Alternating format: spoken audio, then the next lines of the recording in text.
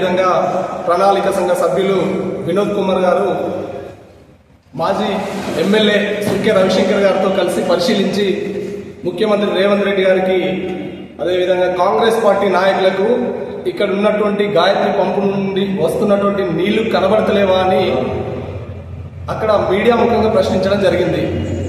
మేము సేమ్ అదే మీడియా ముఖంగా వినోద్ కుమార్ గారిని, సుంకె రవిశంకర్ గారిని చొప్పదండి నియోజకవర్గంలో గాయత్రి పంపు హౌస్కి సంబంధించినటువంటి విషయంలో కొన్ని ప్రశ్నలు అడగదలుచుకున్నాం. కాళేశ్వరంకి సంబంధించినటువంటి విషయంలో స్పష్టంగా మా ముఖ్యమంత్రి గారు కానీ, మా శాసనసభ్యులు మేడిపల్లి సత్యమన్న గారు కానీ, ఇక్కడ ఉన్నటువంటి మంత్రి పొన్నం ప్రభాకర్ గారు కానీ మొదటి నుంచి చెప్తూనే ఉన్నారు, కాళేశ్వరంలో అవినీతిమయం జరిగింది, దానికి నిదర్శనమే కూలిపోతున్నటువంటి 3 పిల్లర్లు అని చెప్పి ఒక మాట మాట్లాడడం జరిగింది.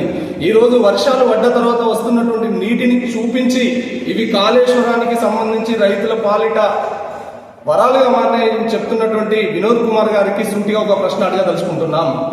నువ్వు ఒక మేధావి అని చెప్పుకుంటారు మీ పార్టీలో, టీఆర్ఎస్ పార్టీలో, అందుకనే మిమ్మల్ని సూటిగా ఒక ప్రశ్న అడగదలుచుకున్నాం వినోద్ కుమార్ గారిని. అయ్యా వినోద్ కుమార్ గారు, కాగ్ నివేదికలో కాళేశ్వరానికి సంబంధించినటువంటి విషయంలో తప్పు పట్టి నివేదిక ఇచ్చిన విషయం నిజం కాదా? ఆ విషయం నీకు తెలియదు. మన మాజీ ఎంపీ వినోద్ కుమార్ గారు, అదేవిధంగా మాజీ ఎమ్మెల్యే శంకర్ గారు సందర్శించడం జరిగింది.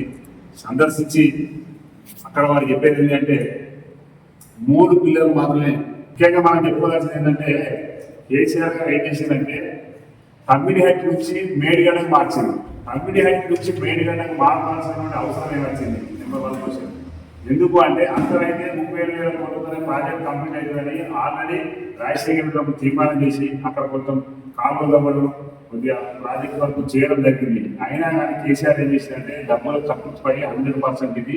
ఎందుకంటే 2 ఎకరాలు 3 ఎకరాలు ఫామ్ హౌస్ ఎన్నికలు వచ్చినటువంటి సందర్భంగా నేను అడుగుతా ఉన్నా. అదేవిధంగా ఈరోజు కేటీఆర్ గారికి ఫామ్ హౌస్ ఎన్నికలు వచ్చాయి. వినోద్ కుమార్ గారు కూడా వారికి ఢిల్లీలో కావచ్చు, హైదరాబాద్ కావచ్చు, వారు కూడా ఎక్కడైనా ఆస్తులు రావడం జరిగింది. అదేవిధంగా సుంకె రవిశంకర్ కూడా ఈరోజు ఈ ఆస్తులు ఇక్కడికి వచ్చాయంటే శ్రీరంకోటి కాళేశ్వరం ప్రాజెక్ట్ అనేది మనం తమిళ నుంచి వేడిగడకు మార్చి 40,000 ప్రాజెక్టును దాదాపు వాళ్ళే ఎస్టిమేషన్ వేసి ఈయన ప్రణాళిక సంఘం అధ్యక్షునిగా 80 లక్షలకు ఈ యొక్క ప్రాజెక్టు కంప్లీట్ చేద్దాం అనుకుని తర్వాత 80,000 నుంచి 1,40,000 కోట్లకు దాన్ని పెంచడం జరిగింది. దానిలో దాదాపు 1,00,000 కోట్లు కమిషన్ తీసుకుంటారని అది జగమెరిగిన సత్యం. వాళ్ళు ఒకవేళ సిమెంట్ గిట్ట పోసి ఆ రోజు ప్రాజెక్టు నిర్మించినట్టయితే కూలేదు కాదు, 100% పూర్తిగా పోసి కట్టిందని కూడా ఈ సందర్భంగా నేను కాంగ్రెస్ పార్టీ తప్ప వాళ్ళ చెప్తా ఉన్నా. కావాలంటే మేము ఆ రోజు కూడా అక్టోబర్లో ఆ ప్రాజెక్టు ఉన్నప్పుడు నేను కావచ్చు, అనిల్ కావచ్చు, రాజకీయ కావచ్చు, అందరం అక్కడ వచ్చి చూడడం కూడా జరిగింది. ఎక్కడ వండింది, ఏడవడింది మొత్తం చూసినాం. ఇప్పుడు కూడా చెప్తా ఉన్నాం, ఈ రోజు ఎగర్తిని ప్రాజెక్టు రాజశేఖర రెడ్డి గారు కట్టారు. ఆ ప్రాజెక్టు నుంచి ఈరోజు గాయత్రి పంపాలు కావచ్చు, నందిపేడాలు కావచ్చు, లేదంటే మనం అక్కడ కొండపంచం కావచ్చు, లేకపోతే హరీష్ రావు గెస్ట్ హౌస్ రంగసాగర్ కావచ్చు, ఏ ప్రాజెక్ట్ అయినా పోయే ప్రతి చుక్క ఈరోజు ఎల్లపల్లి ప్రాజెక్ట్ నుంచి పోతారు. కానీ కేసీఆర్ కట్టినటువంటి మన కాళేశ్వరం ప్రాజెక్ట్ కాదు, అన్నారం ప్రాజెక్ట్ కాదు, సుందర ప్రాజెక్ట్ కాదని సందర్భంగా చేస్తాను. మొత్తం మోసం చేసిండు. ఆయన కట్టినటువంటి 3 ప్రాజెక్టు మొత్తం అది కాళేశ్వరం రిలేషన్ అయిపోయింది. రాజశేఖర రెడ్డి కట్టినటువంటి ప్రాజెక్టుల ద్వారా ఈరోజు నీళ్ళు అనేది కొండపంచం పోతా ఉన్నాయి. అదేవిధంగా రంగసాగర్ సిద్దిపేట పోతా ఉన్నాయి. ఇంకా ఎక్కడ చూసినా కానీ మల్లన్న సాగర్ మన ఒకవేళ మల్లన్న దగ్గర కూడా ఈరోజు కేసీఆర్ కామన్ అనేది కూడా ఈరోజు మన ఎల్లపల్లి ప్రాజెక్టు మీదే అది కడప ప్రాజెక్టు ఎత్తినట్టయితే అక్కడ నీళ్ళన్నీ ఎల్లపల్లికి వచ్చి ఎల్లపల్లి నుంచి ఎత్తిపోతారు. ఈ ఎత్తిపోతల పథకం అనేది అప్పుడు ఉన్నటువంటి నిపుణులు తెలుగులా నాగార్జున సాగర్ కట్టినటువంటి నిపుణులు ఉన్నటువంటి కాంగ్రెస్ పార్టీ నాయకులు కావచ్చు, అదేవిధంగా నాగార్జున సాగర్ కట్టడం, శ్రీరామ్ సాగర్ కట్టడం, శ్రీశైలం కట్టడం, ప్రియదర్శిని ప్రాజెక్టు కట్టడం, ఇక్కడ నేను చెప్పుకుంటా పోతుంటే ఎన్నో ప్రాజెక్టులు దాదాపు ఇంటి ప్రాజెక్టు కావచ్చు, ఇక్కడ చెప్పుకున్న పోతే 50 ప్రాజెక్టులు కాంగ్రెస్ పార్టీ ప్రభుత్వం నిర్మించింది. ఏ ఒక్క ప్రాజెక్ట్ అయినా ఫెయిల్ అయిందా? ఎందుకు కాదు సిమెంట్ వచ్చి బ్రహ్మాండాన్ని కట్టి వాళ్ళు ఏమైనా కానీ విషయం పూర్తి వచ్చి కట్టింది కాబట్టి ప్రాజెక్టు ముగిపోయింది. అది కాళేశ్వరంగా భువనేశ్వరం.